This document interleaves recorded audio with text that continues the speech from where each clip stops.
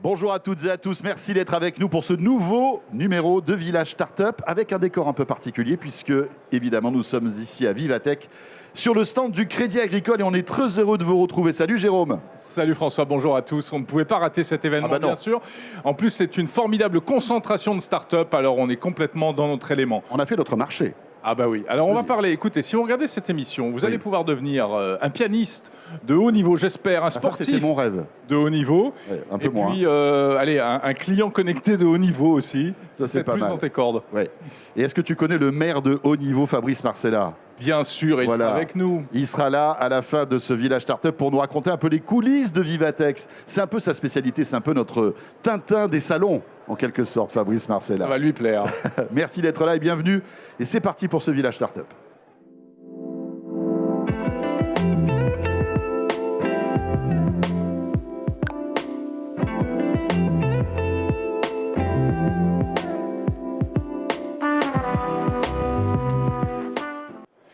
Avec cet objet que j'ai en main, François, tu peux devenir un sportif de haut niveau. Ça, eh ben écoute, tu sais quoi, ça attise ma curiosité. Absolument. On va en parler avec Morgane Melchilsen qui est avec nous. Salut Morgane. Salut, bonjour. Bonjour. Fondateur de Drilllight. Voilà, alors, vous représentez donc cette start-up française. Alors Jérôme, pendant que tu poses la première question, je vais mettre en route le timing puisque tu le sais que la particularité de Village Startup, c'est que nos invités ont 6 minutes pour pitcher. Donc 3, 2, 1, c'est parti. Voilà, en 6 minutes, vous allez nous expliquer exactement la philosophie de Drilllight. Je l'ai dit, c'est pour les sportifs, c'est pour les entraînements sportifs, c'est ça? Exactement. Chez Drilllight, en fait, on apporte de l'innovation dans le monde du sport. On essaye de rapporter les meilleures technologies du monde professionnel vers le monde amateur. Et on a commencé par développer cet objet qui s'appelle l'Icône, qui est un objet cognitif, ludique, qui émet de la lumière et du son. Et en fait, son principe, c'est de venir perturber le sportif durant n'importe quelle séance d'entraînement, dans n'importe quel type d'exercice. Il est capable de fonctionner tout seul ou avec d'autres icônes. Et plus on va mettre d'icônes, plus on va rendre difficile l'exercice. C'est-à-dire que vous mettez ça par terre, là, sur un terrain de sport, et puis vous dites, c'est plutôt pour les coachs en fait. Vous dites aux sportifs, bon voilà, tu fais des zigzags, tu vas à tel endroit, etc. Au lieu de lui crier à droite, à gauche, c'est des lumières qui s'allument sur le terrain. Exactement, c'est ça. C'est vraiment comme un assistant coach. Ça permet aussi au coach de se concentrer vraiment sur l'habilité du sportif. On prépare les exercices ou alors on peut en télécharger aussi sur la plateforme qu'on met en place. Et en fait, c'est exactement ça. Sur un exercice de slalom, par exemple, plutôt que de faire droite-gauche, on va suivre la lumière et on va devoir adapter ses appuis, sa technique, sa course, etc. etc. Mais est-ce que ça marche à l'intérieur ou aussi à l'extérieur? Et ça, c'est aussi une innovation de la part chez Drilllight parce qu'aujourd'hui, on est les seuls sur ce type de produit à pouvoir travailler en plein soleil l'été à l'extérieur. Ah, la lumière reste visible en plein soleil. Exactement. Comment est-ce que vous avez eu l'idée de mettre ça au point? Alors moi, je suis ancien sportif de haut niveau. J'ai fait du hockey sur glace pendant 20 ans. D'accord. Et en fait, tout 20 ans? Pendant 20 ans, ouais. Mais j'ai l'impression que vous avez 20 ans. Je viens d'avoir 34 ans. Vous avez commencé à 0 ans en fait. C'est ça. D'accord, ok, parfait. Non, et en fait, ouais, sur les entraînements qu'on faisait, j'avais souvent de la répétition de gamme en fait. Et au bout d'un moment, le corps est à l'entraînement et le cerveau est ailleurs. Et je me disais qu'en mode compétition, c'était pas possible d'agir comme ça et qu'il fallait créer quelque chose. J'ai regardé un petit peu ce qui se faisait à l'étranger dans les clubs d'élite. Et en Allemagne, notamment, ils étaient avancés sur ce type de sujet. J'ai voulu rapporter ça en France en créant quelque chose d'unique. Et cette icône, aujourd'hui, est vraiment unique au monde. Alors, idéalement, il en faut plusieurs, j'imagine, sur un terrain pour que ce soit utile. Exactement. On peut travailler avec un, mais si on veut se développer le côté cognitif et technique, effectivement, il en faut plusieurs.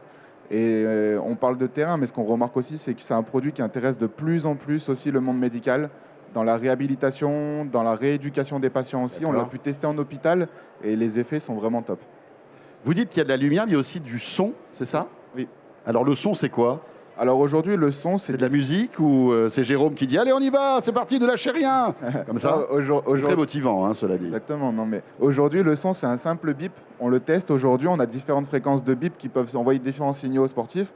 Mais par contre, effectivement, à terme, on souhaite inclure de la musique qui sera synchronisée à la lumière, c'est ça? À la lumière, ça peut être cool, ça. Pour rythmer les exercices. Et on souhaite aussi inclure de la langue. Parce que typiquement, quand on va recruter un joueur qui est étranger, il faut lui apprendre les bases du français sur le terrain. Et donc, on peut lui apprendre des mots de type gauche, droite, ce type de choses, et venir perturber avec la lumière encore en plus. D'accord. Quelle technologie y a-t-il dans cet appareil? Alors aujourd'hui, on est sur une base techno qui fonctionne en Wi-Fi et on prévoit là sur les prochaines semaines, on a déjà commencé à développer une partie IA avec un nouvel accessoire qui serait une caméra qu'on viendra poser sur le top ici de l'icône. Et à partir de cette caméra, on va pouvoir visualiser le comportement du sportif ou du patient aussi quand il joue avec les icônes. Donc on va pouvoir faire de l'analyse posturale et rectifier les positions pour pouvoir améliorer ça. Est-ce qu'il y a des capteurs, par exemple, pour savoir à peu près, enfin là, donc ça sera la prochaine étape avec la caméra, Ouais. mais donc ça fonctionne en Wi-Fi, mais si par exemple on est sur un terrain de foot, il n'y a pas forcément de Wi-Fi, est-ce qu'avec un téléphone et cet appareil, je peux être autonome quand Oui, même? exactement, parce que c'est cet appareil qui vous fournit un accès Wi-Fi. Waouh! Ah oui, ça fait hotspot Donc, aussi. Et pourquoi? Il y a Voilà. une puce, il y a une carte GSM à l'intérieur? Non, il y a un spot Wi-Fi à l'intérieur. D'accord. Vous avez une connexion qui s'appelle Drill Light. Ouais. Et après, vous mettez d'accord, votre mot ok. de passe et hop, vous accédez au fonctionnement des icônes. Qui peut s'offrir ce produit? Combien ça coûte? Alors aujourd'hui, c'est un produit qui coûte 300 € l'unité. D'accord. Donc on travaille avec beaucoup de structures sportives, des clubs, des entraîneurs privés, des coachs particuliers. Et on commence aussi à avoir pas mal de demandes dans le B2C. Avec des parents qui veulent équiper leurs enfants avec ce type d'objet. Plutôt que de jouer à la console, c'est plus sympa de s'entraîner avec ça ou de faire du sport avec Il ça. faut pousser les meubles et enlever les vases. Un petit Parce peu, qu'autrement, ouais. c'est Mais pas c'est hyper terrible. ludique. Moi, j'ai un petit garçon qui a 5 ans qui joue tous les jours Ah avec ouais. ça et il adore ça. Et après, du coup, c'est le monde médical aussi auquel on commence à accéder. Mais vous en êtes où? Ça existe déjà? Je peux aller sur Internet et acheter Drill Light ou bon, il faut attendre encore un peu? Il faut attendre encore un peu. On est en phase de précommande. On commence à équiper quelques clients, mais c'est plus sur une mode de vente privée. Et donc, du coup, ces clients-là vont nous permettre aussi on va dire, de continuer de développer l'objet, de l'améliorer. Et alors, qu'est-ce que vous visez comme date pour la sortie officielle de ce produit? Il va y avoir un premier événement cette année avec un crowdfunding de précommande qui va être lancé d'ici la fin de l'année. Et on sera sur une vraie commercialisation début 2024. Juste reviens sur l'usage, ça peut convenir pour quel type de sport?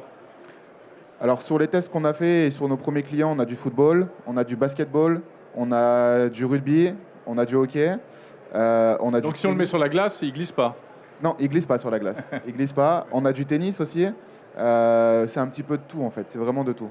Jérôme qui est fan de pétanque, par exemple, ça marche avec ou pas? Voilà. Ah, pour aider à pointer du bon côté peut-être, ouais. Ben voilà, tu vois, on y est arrivé. Eh bien, merci Morgane. Merci à vous. Et on souhaite bon vent donc à Drill Light, Merci beaucoup. présent Merci beaucoup. ici, évidemment, à Vivatech. Et oui, si vous êtes de passage à Vivatech, passez donc voir Drill Light. Bon, dépêchez-vous, hein, parce que ça ferme demain. Autrement, vous risquez de vous retrouver seul dans les halls à L'année Port de prochaine. Versailles. L'année prochaine. Mais voilà, l'année Ouais. prochaine. Merci Allez, beaucoup. On va recevoir une autre start-up tout de suite.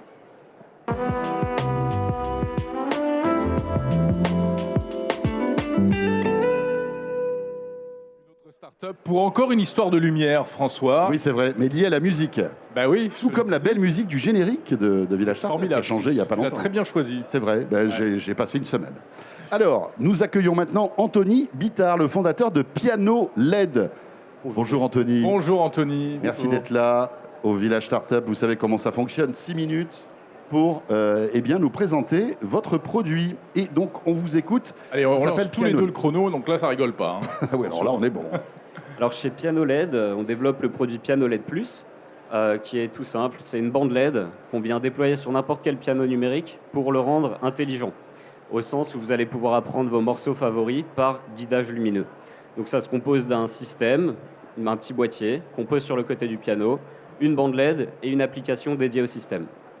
C'est-à-dire que comme il y existe des applis, notamment sur iPad, où on voit les touches qui s'allument pour apprendre à jouer du piano ou de la guitare aussi d'ailleurs, vous avez fait ça vous transposez ça sur un véritable piano. En fait. Tout à fait. Le but, c'était vraiment d'avoir une interface physique, cette fois-ci, sur le clavier, sur n'importe quel clavier aussi en termes de taille. On s'adapte à toute taille de clavier, que ce soit des 88 touches, 76, 66. On propose d'intégrer son nombre de touches dans l'application et on s'occupe du reste. Donc ça marche avec n'importe quel piano?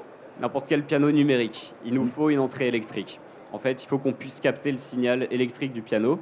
Donc à partir de là, on vient se brancher sur le port USB, D'accord. MIDI, USB-C du piano. Mais pourquoi ça marcherait pas sur un piano traditionnel en Voilà, fait? j'avais la même question. C'est vrai, tu vois, mais Mais ouais. franchement, on est tellement en phase.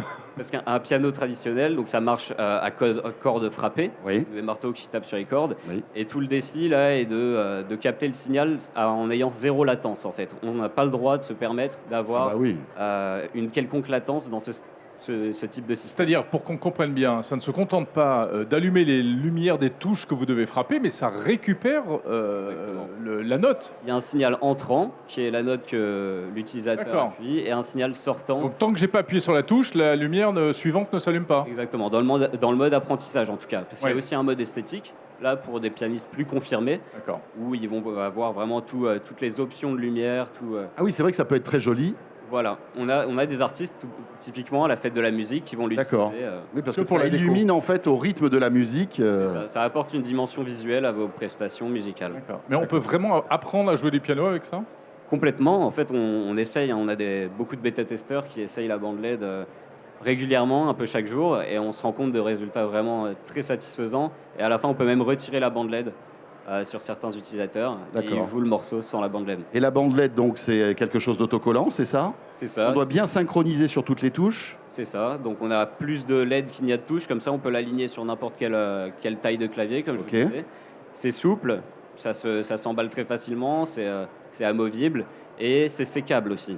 Donc, il y a, comme je vous disais, Ok. il y a des tailles de piano et on propose à l'utilisateur d'adapter la bande LED, donc de couper là où il veut sur la bande LED Et donc, pour l'adapter à la taille et du cette bande LED est branchée donc au port du piano, c'est C'est ça? ça. Donc, elle est d'abord branchée au boîtier où toute l'intelligence du système réside. Ok. Et ce boîtier, branché au port du piano, vient récupérer le signal, le traiter et se connecter bien sûr à l'application. C'est astucieux. Comment est-ce que vous avez eu l'idée de cette innovation? Ça partait d'une expérience personnelle. Moi, j'ai fait 10 ans de conservatoire, donc cursus très classique, piano, solfège. Et j'étais ce type de pianiste qui avait beaucoup de mal à lire ses partitions. Et il me fallait cette aide visuelle. Ça m'est venu assez naturellement, cette aide visuelle. J'ai vu que le marché ne le proposait pas, donc je me suis lancé. À quel moment peut-on utiliser ce petit coach en quelque sorte? On est vraiment débutant dans le piano, ça peut déjà servir? Complètement. Donc que vous soyez complètement débutant, confirmé comme je l'ai dit avec l'apport esthétique, mais aussi on a beaucoup de clients qui par exemple ont abandonné l'instrument pendant des années et qui veulent s'y remettre. Ouais. Ça peut être l'interface qui vous fait réapprécier l'instrument. On a aussi un marché d'enfants, des parents qui achètent pour leurs enfants. Donc c'est pour ça qu'on a adapté aussi l'application avec un mode enfant. Voilà, c'est vraiment très large comme marché. Mais en termes de répertoire, on peut insérer n'importe quel morceau ou bien il y a déjà un catalogue que vous proposez? Alors, qui on est propose limité? notre catalogue Ouais. à coût de 30 morceaux par mois. Mais si vous ne trouvez pas votre bonheur, bien sûr, vous pouvez importer vos morceaux. D'accord. Il y a une section dans l'application. où C'est au vous pouvez format importer- MIDI? Au format MIDI, D'accord. tout à fait. Et nous, on vient retraiter ce format-là pour le retranscrire lumineusement sur la barre LED. Anthony, quel est le modèle économique de piano LED? Donc on achète le système, en fait, la bande LED de LED avec le boîtier. Mhm. Comment ça fonctionne? Et surtout, le- vous en êtes où dans le Dans le développement ouais. Donc, on va bientôt fêter notre 500e client avec Piano LED Plus.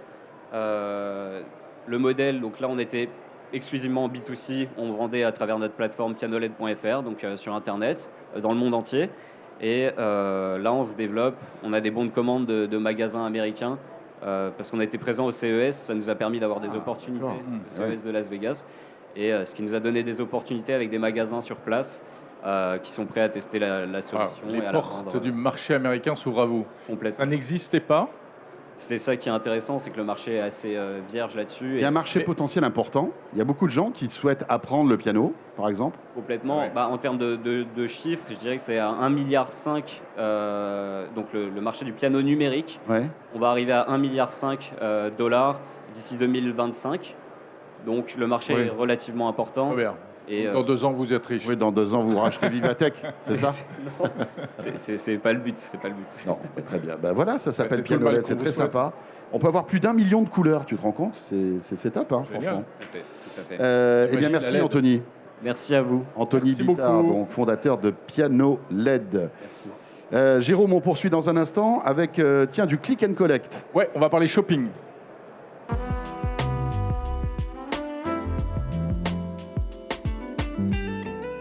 Voilà, merci d'être là. c'est Village Startup. Nous sommes ici à Vivatech pour cette 7e édition sur le stand donc, du Crédit Agricole. Et j'espère que cette petite promenade autour des startups que nous avons sélectionnées pour vous vous plaît. Oui, on va passer de la musique et du sport à un autre genre de sport. Je le disais dans le sommaire, c'est le shopping et le e-shopping avec notre invité Thibaut Soulier. Bonjour. Bonjour. Bonjour Thibaut. C'est ton sport préféré d'ailleurs, je crois, le shopping. Je n'irai pas jusque-là, mais On n'est pas loin, j'aime bien, en tout cas. j'aime bien. Alors, Président de WeDrop. Tout à fait. Et on met 6 minutes sur le timing. C'est le principe de Village Startup. 6 minutes pour nous convaincre. Alors on vous écoute Thibaut. De quoi s'agit-il ? Aujourd'hui, je vais vous parler de toutes les problématiques liées à la logistique urbaine et c'est ce que rencontrent les e-commerçants et les retailers. Aujourd'hui, il y a un gros volume de colis qui augmente tous les jours. C'est une logistique qui est très coûteuse et ça se traduit par des difficultés pour les consommateurs à retirer leurs colis, leur drive alimentaire et à avoir des points relais qui sont saturés. Pour ça, on a apporté une solution, c'est-à-dire qu'on a créé une machine avec des casiers robotisés pour automatiser le dépôt et le retrait de colis. Et la différence avec les lockers qu'il y a aujourd'hui sur le marché, c'est que ça peut apporter une capacité de stockage beaucoup plus importante et de pouvoir stocker des colis secs, frais et surgelés dans un même point. Pourquoi beaucoup plus importante? Ils sont plus gros? Ils sont plus gros. En fait, nous, on a créé une machine avec des bras robotisés à l'intérieur qui déplacent des casiers avec des colis à l'intérieur. On peut livrer jusqu'à 350 colis par heure. Et notre machine la plus petite fait 100 colis, quand un Amazon Locker, par exemple, fait maximum 100 colis. Alors attendez, expliquez-nous comment ça marche. Je suis devant une espèce de consigne, hein, on est Oui, d'accord. tout à fait. Voilà. J'ai commandé, je sais pas moi, Les chaussures. des chaussures pour Jérôme et comme il hésite, il a acheté 4 paires. Ok, donc ça prend de la place Ouais. quand même. Comment ça fonctionne ? Et ça fonctionne comme un point relais qui existe aujourd'hui. Vous recevez un mail comme quoi votre colis est bien d'arriver dans le point relais. Vous avez un QR code, vous scannez sur une borne avec un écran tactile. Il y a le bras robotisé qui va chercher un casier dans lequel il y a soit un colis si vous en avez qu'un, si vous en avez 4, vous avez un casier plus grand. Et il y a une porte qui s'ouvre automatiquement, vous récupérez votre commande. En moins de 15 secondes, vous avez votre colis. Et si vous avez une commande alimentaire, ça vous dit que vous avez une commande frais qui arrive après. D'accord. Ça veut dire qu'au lieu il y a une seule porte en fait. Il y a 2 portes. Il y a 2 portes. Avec 2 écrans, comme ça Ouais. on peut traiter beaucoup de flux. Ah oui, Il peut d'accord. y avoir un livreur qui remplisse pendant qu'un consommateur retire ses colis. Ok. Mais c'est pas le principe du casier avec plein de portes nous, c'est individuelles. un système robotisé avec D'accord. ça. C'est ça la vraie innovation. Ouais, c'est ça C'est ça, la la vraie innovation, innovation. parce que vous êtes en fait une entreprise de robotique quasi, Tout à fait. finalement. Ouais, tout à fait. On travaille aujourd'hui, nous, nos clients, c'est les centres commerciaux qui ont des gros volumes de colis qui augmentent. On est partenaire du groupe La Poste depuis 2 ans. On est un outil du groupe La Poste. D'accord. Et plus récemment, on a fait tout le développement pour faire du frais et du surgelé pour aller sur le marché de la grande distribution. Ils ont des grosses problématiques pour rentabiliser les drives. C'est très coûteux pour eux et c'est pas du 24-24. C'est-à-dire que toutes les personnes qui finissent le boulot à 19h30, eux, c'est la cible du drive. C'est ceux qui n'ont pas le temps de faire leurs courses dans les magasins classiques, mais ne peuvent pas aller retirer leurs commandes. Du Ouais. coup, on promet aussi une augmentation du chiffre d'affaires du drive lié au 24-24. Thibaut, alors sur le papier c'est génial, mais qui dit robotique dit aussi des contraintes techniques, Ah oui. la maintenance. Un coût. Le robot est pas content, il n'a pas envie de travailler, il va pas. Ça, c'est rare, hein, c'est rare. justement. Ouais, bon, C'est voilà. l'avantage de la robotique, c'est qu'ils Ouais. bossent tout le temps. Non, mais je veux dire par là qu'il y a quand même plus de risques de panne ou voilà, il y a de la maintenance quand même malgré tout. C'est plus compliqué que un locker traditionnel. Alors oui, mais on a fiabilisé, on a travaillé pendant 4 ans et demi de recherche et développement en partenariat avec des gros groupes industriels qui nous font la maintenance de nos machines aujourd'hui. D'accord. Pour répondre à votre question du coût, oui, c'est une machine qui a du coût, mais aujourd'hui, par rapport à un drive, on est 50% moins cher que leur coût pour la délivrance. Donc c'est un vrai avantage, en plus du chiffre d'affaires qu'on génère en plus avec les nouveaux créneaux comme le soir et le dimanche. Ça Ouais. prend quelle place?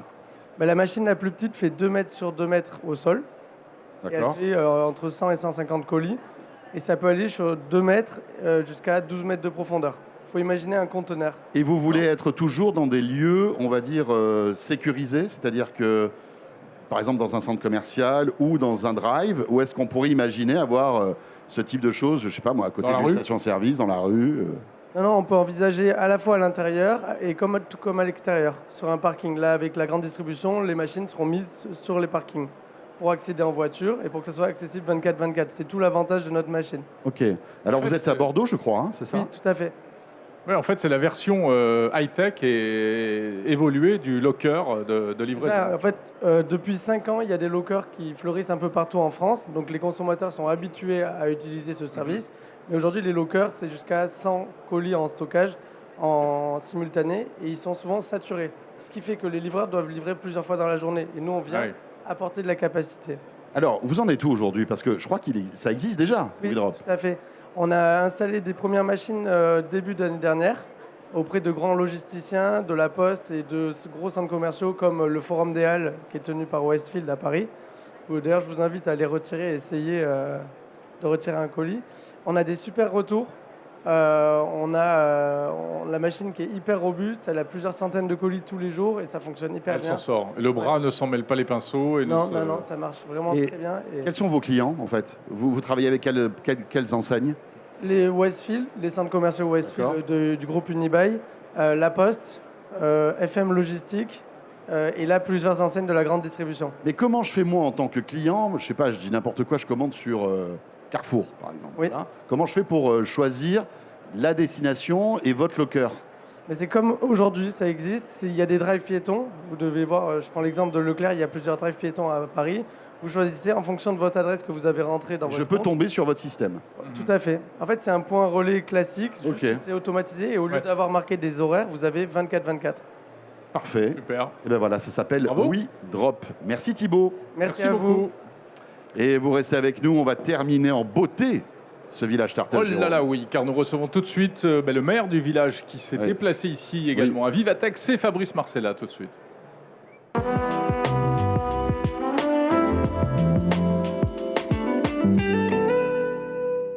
Dans Village Startup, nous recevons bien sûr Fabrice Marcella, notre coach startup, mais qui aujourd'hui va nous parler de Vivatech tout naturellement. Bonjour Fabrice. Bonjour François, bonjour Jérôme. Ben voilà, Salut en Fabrice. pleine forme Fabrice. Hein. On vous en est aussi, au hein. 3e jour de Vivatech, tout se passe bien. Au cœur du salon, ici. Ouais. Et comme à chaque fois, tu as plein de choses à nous raconter concernant l'organisation et puis toutes les startups que tu accompagnes ici. Oui, alors effectivement, on en est au 3e jour. Alors, le premier constat qu'on peut se faire, je ne sais pas si vous avez fait cette remarque-là, mais vous avez été habitué des grands salons et notamment du CES de Las Vegas. Il y a plein de startups qui étaient au CES qu'on retrouve aujourd'hui aussi à Vivatech. Ah oui. La question qu'on peut se poser, c'est faut-il continuer au CES? Ça, je ne sais pas si c'est une question à laquelle vous avez souhaité répondre. Mais je pense à Aqua, je pense notamment aussi à des startups dans le monde de la mobilité que j'ai pu voir. Mais l'avantage de Vivatech, c'est qu'on peut les essayer. Au CES, c'est quand même assez compliqué de pouvoir tester les différents modèles qui sont proposés. Ensuite, l'autre constat que j'ai fait, c'est qu'on a beaucoup de startups dans le métavers. Alors moi, je ne suis pas le plus convaincu du métavers. Ah, ça y est, un métavers sceptique. Oui. Un métasceptique. Mais pas Un vous, métasceptique. pas vous. Vous avez déjà eu ce type d'expérience. En tout cas, moi, ce qu'on m'a montré ici ne m'a pas encore convaincu. Je pense notamment au stand de L'Oréal qui permet de personnaliser, par exemple, son avatar. Bon, ok, mais on voit que ça reste encore dans du gadget. Autre élément aussi qui m'a marqué, c'est que, et en tout cas qui a donné un nouvel intérêt me concernant sur le sujet des masques, et notamment des lunettes à réalité augmentée. Je suis allé essayer les Magic Leap. Je ne sais pas si vous avez essayé les Tout à Magic fait, Leap. j'ai essayé également. Alors qu'est-ce que tu en penses? Très séduisant, elles sont très légères et puis la promesse est tenue. Et puis, on peut complètement s'isoler si on le souhaite. Il y a une Ouais. petite Oui. molette qui permet de vraiment vivre cette Comme expérience. ce sera possible sur le masque d'Apple. Oui, avec 4 000 € en moins pour le faire quand même. Absolument. C'est pas Oui, rien. mais c'est le même prix, Magic Clip. Ah non, c'est 1 900 €. Ah, c'est pas les prix qu'on m'a donné, moi. Ah ouais, alors ça sur leur démarrait à site- 3005. Sur le site, ils ont mis à partir d'eux. Donc, Il y a eu des réductions. ouais, c'est ça.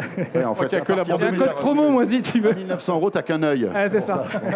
T'as pas la 3D, donc c'est un petit T'as peu pas la gênant. 3D. Voilà, donc ça, c'est des éléments intéressants. Ensuite, le sujet de l'intelligence aussi artificielle, qui a été quand même le buzzword peut-être Eh oui. du Vivatech, avec la mise en avant aussi de cet investissement supplémentaire mis à disposition par l'État et présenté par Emmanuel Macron. 20% quand même des startups qui sont ici parlent d'intelligence artificielle. Et l'intelligence artificielle, quand on n'en parle pas, elle est de toute façon présente quasiment sur toutes les innovations portées par les startups. Autre élément, moi, qui m'a marqué, c'est aussi le sujet de la mobilité. Vous êtes sûrement allé sur les stands de Renault, par exemple, Bien sûr. avec le très Human sympa. First. Voilà, très, très sympa concept car. Ouais, j'ai beaucoup aimé. J'ai vu que tu avais interviewé Éric Fintin et je suis allé le voir également. voilà, je trouve ça intéressant. On est vraiment dans le monde de la mobilité expérientielle, où finalement, on retrouve les codes quasiment des smartphones. Pourquoi ? Parce que maintenant, on est dans le monde de l'électricité, enfin des voitures électriques, donc il est nécessaire quand même de recharger sa voiture tous les jours, comme on le fait avec son smartphone. On utilise le digital également sur les tableaux de bord, comme on le fait sur son smartphone. On parle d'infodivertissement, comme sur les smartphones. Et de la même manière, on peut mettre à jour sa voiture, comme sur les smartphones, avec toute la technologie over the air. Donc ça, c'est aussi un élément qui m'a profondément marqué. Et plus particulièrement, dans le monde de la mobilité, une start-up que j'ai trouvée assez intéressante, je ne sais pas si on peut appeler ça une start-up, c'est l'innovation de Frankie Zavata. Ah ouais. Jusqu'à présent... Ah ouais, tu l'as essayé ? Non, je l'ai pas essayé. Mais c'est vrai que c'est bluffant, quoi. Non, mais ce qui est bluffant... Je veux dire, on caresse un rêve d'enfant, enfin... Non, mais quand on le voyait faire jusqu'à présent, Bien sûr. on se disait, ok, c'est réservé à Frankie Zavata. Et puis il faut un parachute, enfin voilà. Là, l'objectif quand même, l'objectif c'est de permettre à l'utiliser. chacun cette possibilité-là, qui est de voler avec le Air Scooter. Ouais. Sa promesse, elle est simple, il y a 2 manettes, une qui permet de monter, l'autre de descente, et une autre qui va de droite à gauche. Et on peut monter jusqu'à 3 Avec énormément d'intelligence artificielle pour éviter les obstacles et tout. En fait, c'est ça qui est intéressant. Ouais, et qui permet de sécuriser peut-être ces vols aussi pour le grand public. Donc Ça sera disponible aux États-Unis d'abord, je crois. Et dès 2024, donc c'est quasiment demain. Donc c'est ce qui est assez impressionnant. Tu es prêt à Il faut de la tester place. Il faut de la place autour. Non, je te laisse y aller. Non, Je ne suis pas convaincu parce que c'est amusant, mais est-ce que vraiment ce sera utile et utilisable ? J'ai des doutes. Non, mais je pense que c'est un premier pas vers peut-être de nouvelles méthodes de déplacement. Je pense. Alors après, ça reste Après, des c'est déplacements une très dizaine individuels. d'hélices pour une personne. Hein. C'est sûr, ça reste très individuel. Après, voilà, Puis on n'a pas le prix aussi. on n'a pas le prix de ces vols, effectivement, et ni de l'acquisition de ce type d'objet. Allez, peut-être deux anecdotes également. J'aime bien les anecdotes il se passe toujours quelque chose. Évidemment. Alors, on s'était vu il y a 1 an. Je vous avais évoqué le fait que des démineurs avaient marqué un stop sur un de nos stands parce qu'il y avait un produit utilisé par l'une des startups. On ne reviendra pas sur cet incident. Voilà, fâcheux, c'est ça. Mais tout Fabrice. s'est très bien terminé. On avait juste bloqué la moitié du Vivatech à cause de ça. Et cette année, on a une voiture électrique sur le stand. Et une voiture électrique, on n'entend pas si elle est en route ou pas, à différence d'un moteur thermique. Oui. Et un visiteur est monté dans cette voiture. Et qu'est-ce qu'on fait quand on Il monte est dans une parti voiture avec ? Non, c'est pas qu'il est parti avec. Qu'est-ce qu'on fait ? On manipule, on a envie de tester. on voilà. touche les Il boutons, a appuyé etc. sur le- Voilà. etc. Et on appuie aussi sur la pédale d'accélérateur. Et la voiture a fait un bond en avant. Non, c'est pas vrai. Et on a évité de justesse la catastrophe. Mais tout s'est très bien terminé, heureusement. Eh ben, Tu fais ça à Las Vegas, tu es évacué exclu immédiatement. Mais- Ah oui, tu Terminé là. Hein. termines à la prison. Et peut-être ensuite un stand qui m'a surpris. Et je suis sûr que vous n'en avez jamais parlé de ce stand. C'est le stand de la DGSE. Ah, Est-ce que tu l'as déjà tu l'as vu ? Oui, j'y étais Ouais. hier et j'ai longuement discuté avec les espions là, c'est passionnant. Est-ce que tu as pu prendre des photos ? Non, on n'a pas le droit. Alors, donc c'est un stand comme assez bizarre. C'est-à-dire que ces on peut gens-là faire des viennent dans interviews. un salon où on fait on expose de l'innovation, on expose des objets, on est là pour échanger avec les autres. Et en fait, c'est un stand qui est un petit peu caché quand même. Ouais, c'est un pour peu le privé, quoi. Voilà. On peut pas prendre de photos. Il y a beaucoup de monde, il y a beaucoup de jeunes qui viennent se Et voilà, renseigner. donc l'objectif c'est quoi ? C'est principalement de la communication, c'est principalement Parfait. du recrutement. Voilà les éléments en tout cas. Le qui m'ont marqué. recrutement et puis aller discuter. Alors, ce que m'expliquaient effectivement les gens de la DGSE, c'est qu'ils vont voir eux-mêmes les startups. Ouais, il y a beaucoup Parce que de veille. parfois ils découvrent des choses, eux savent que ça pourrait les intéresser, alors que les créateurs de produits et autres Ah oui, n'y n'y ont pas pensez pensé. pas du tout. Voilà. Eh ouais. C'est intéressant tout ça. Ouais. Merci beaucoup Fabrice, Voilà, merci à vous deux. le maire du Merci Fabrice village Marcellin. et l'un des maires de Vivatech, on peut le dire. Ah bah oui, en tout cas un pilier. Ouais. Merci de nous avoir suivis pour ce nouveau numéro de Village Startup depuis Vivatech, depuis le stand du Crédit Agricole. Et Jérôme, on se retrouve le mois prochain, oui, on sera Oui, là. absolument. Maintenant je te débranche Tu veux me mettre à jour, et c'est je te ça remets dans ta boîte. D'accord. Écoutez, voilà, c'est comme ça. Vivatech, tout est connecté, même nous. À très vite. Salut à tous. Salut.